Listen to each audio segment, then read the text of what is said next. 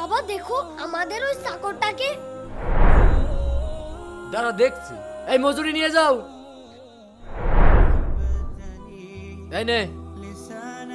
এই দাঁড়া, তুই হলে আমাদের চাকর, আমাদের এখানে কাজ করিস, এত ভালো ভালো পোশাক কোথায় পাস? বাবা আমার মনে হয় আমাদের বাড়িতে কাজ করার সময় চুরি করেছে। না মহাজন, আমি চুরি করিনি। চুরি করিসনি মানে? তাহলে এই পোশাক কোথায় পেলি? এগুলো আমার নিজের পোশাক। নিজের পোশাক?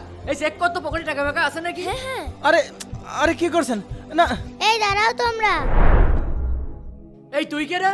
উনি আমার বাবা। আপনারা ওনার পকেট চেক করছেন কেন? আমার বাবা কি চোর নাকি? মহাজন, আমরা তো গরিব মানুষ। আমি এখানে কাজ করি, পাশাপাশি আমার মেয়ে হোটেলে কাজ করে।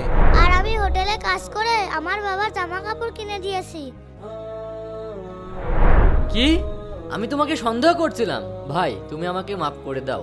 বাবা তুমি চলো। প্রিয় দর্শক, ভিডিওটি মন ছুঁয়ে গেলে এক্ষুনি লাইক করুন।